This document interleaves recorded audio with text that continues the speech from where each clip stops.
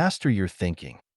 A practical guide to align yourself with reality and achieve tangible results in the real world. By Thibaut Meurisse. Chapter 1. Letting go of inaccurate thinking. Are you thinking straight? Chances are, you're not. The truth is, it's almost impossible to develop a completely accurate picture of the world or any part of it. There are just too many variables and too much conflicting information out there.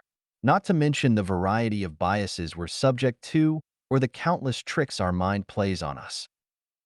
The point is, thinking well is challenging.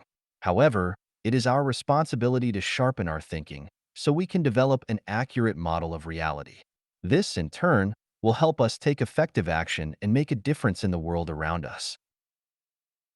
Please note, in this book, we will define model of reality as the sum of all the beliefs we hold. This includes our political beliefs, our religious beliefs, as well as the beliefs we have about ourselves, our lives, or our work, to name just a few factors. The more accurate our beliefs can be, the better decisions we can make, and the better the results we will achieve. This is why accurate thinking is absolutely critical to our success. In this section, we'll spend some time investigating all the ways your current thinking might be inaccurate. We'll look at the common mistakes you make in terms of your thought processes, your thinking. We'll explore how your beliefs are created, and we'll see how your emotions can trick you. As you learn to let go of inaccurate thinking, you'll develop a better model of reality, leading you to achieve better results.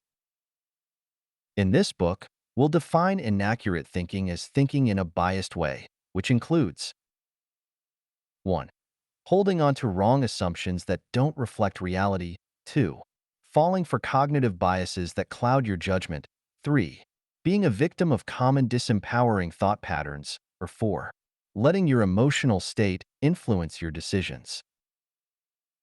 But before we go into each of the above points in more detail, let's review some of the consequences of thinking inaccurately.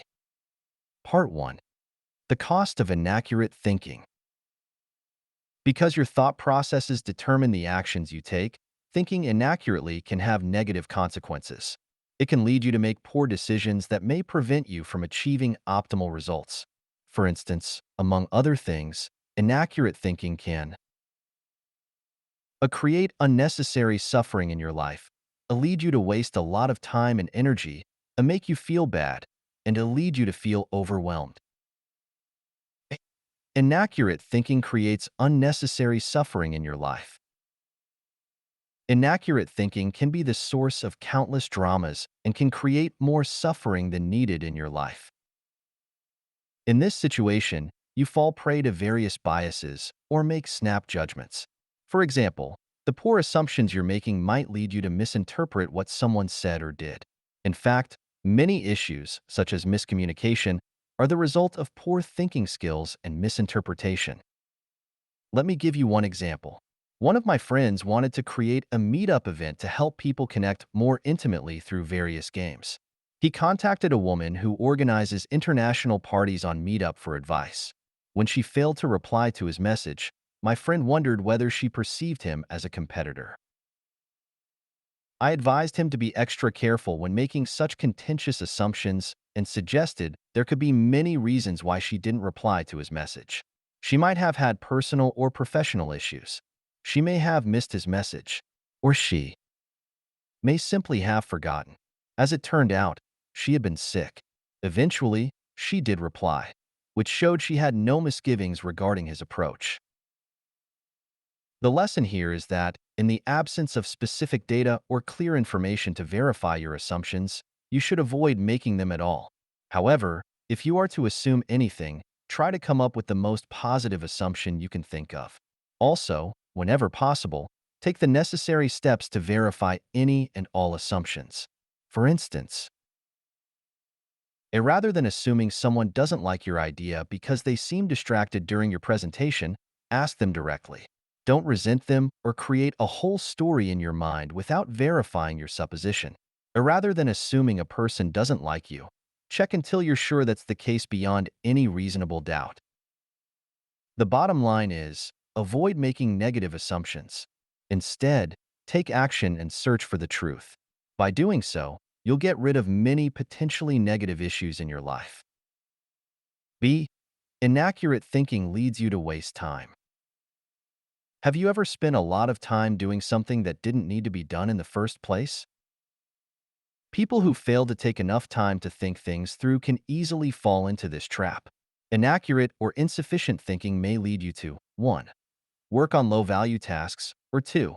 Approach tasks in the wrong way. 1. Working on low-value tasks. Time is one of your most precious assets. Every second you waste is lost forever. If you don't think before you act, you risk wasting time working on the wrong things. Are you certain the task you're about to begin is really that important, or would you be better off tackling a more important one? In truth, only a few of the actions you take will generate most of your results. The rest will barely move the needle forward. Consequently, your job is to identify the key activities to focus your time and energy on. This concept is often referred to as the 80-20 principle. According to this principle, 20% of your actions will generate 80% of your results. Therefore, you should identify your 20% and focus on it while delegating or removing the remaining ineffective 80%. Of course, this is not an exact science. It is possible that 10% of your actions will lead to 90% of your successful results.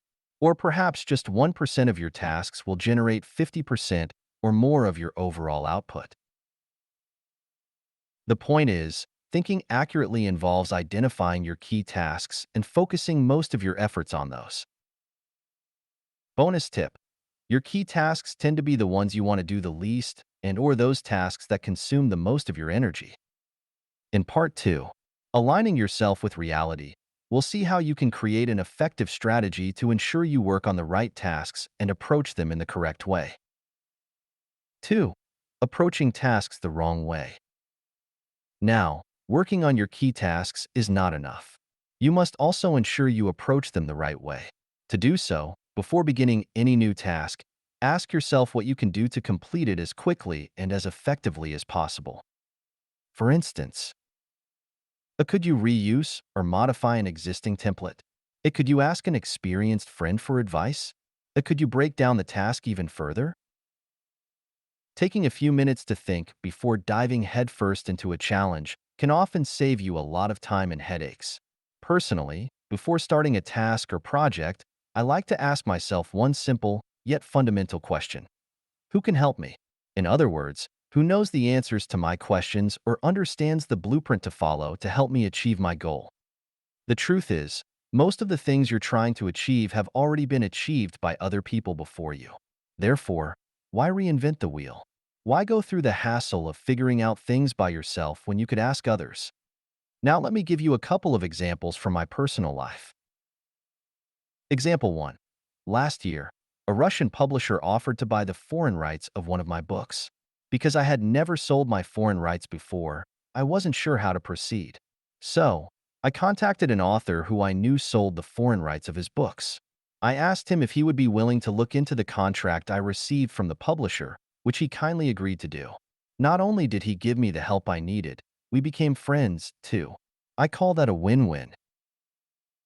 Example 2. One of my goals this year is to have 3 of my books translated into Spanish, French, and German. Knowing it would take me hours to find the right translators, I kept procrastinating on that goal. Then I remembered that one of my author friends had already translated his book into foreign languages. So I asked him how he found his translators. He kindly introduced me to his Spanish, French, and German translators and proofreaders, which saved me a great deal of time and energy. Don't get me wrong, though. I'm not saying you should use other people for your own benefit. I always try to help people as much as I can, and I believe you should, too. But why not ask others to share with you what they already know while you reciprocate for them? You'll save each other a lot of time and frustration. Below are additional questions to help you approach a task with maximum effectiveness. Who do I know who has already achieved my goal? Do I know anyone able to put me in contact with someone who has achieved my goal? Who could tell me the best blueprint to reach my goal? Who could give me the most valuable advice based on personal experience, not just theory? Who could tell me where to look for the right information? C. Inaccurate thinking leads you to feel bad about yourself. You now understand that thinking inaccurately can lead you to take ineffective actions which can prevent you from achieving your goals. Another side effect is that, as you keep failing to reach your targets, you begin to lose confidence in yourself. You may start believing that something is wrong with you, that perhaps you're just not good enough. However, the real issue is usually your lack of understanding of the way reality works. Put differently, you may have built poor models of reality by failing to gather adequate information, gain sufficient experience, or cultivate accurate thinking. For instance, you may believe that just by buying a course and completing all the exercises, you'll be able to find enough clients to become a full-time coach within 3 months and finally quit your soul-crushing job. However, this thinking is likely to be unrealistic. You may have failed to take some components into consideration.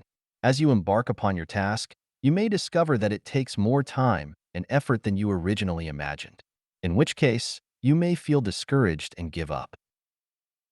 By learning to think more accurately and realistically, you'll start feeling better about yourself.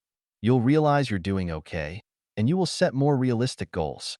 Doing so will enable you to accumulate small wins and boost your confidence over time.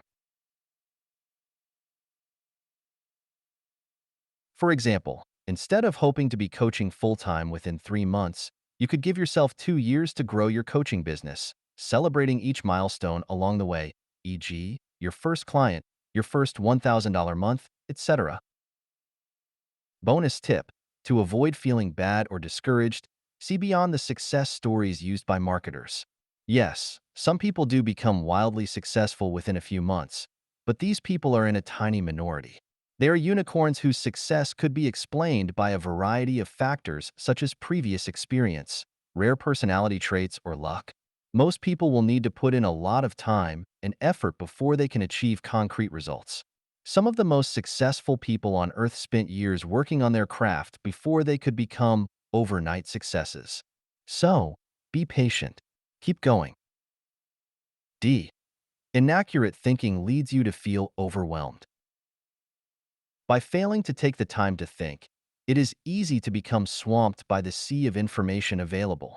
Thinking accurately means being able to sort through the information, separating the relevant from the irrelevant. Relevant information includes everything you need to know now to achieve your goals. Irrelevant information encompasses everything else. Of course, it doesn't mean you should consume only information you'll use right away, but it does mean you should avoid consuming more information than you need.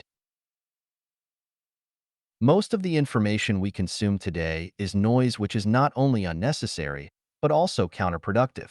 Keeping up to date with new tactics, tricks, and other gimmicks will only lead you to jump from one thing to the next, never getting any closer to your goals. Realize that most of the principles you need to apply to reach your goals remain constant. They do not change every day. They will often work for years and years. Consequently, trying different tactics on a whim is unlikely to lead to sudden success. What you need is a sound strategy. In other words, the less you get caught up in the incessant flow of data, the better you'll be able to separate noise from valuable information. This will make it easier for you to look at the bigger picture and craft an effective strategy that will work for you.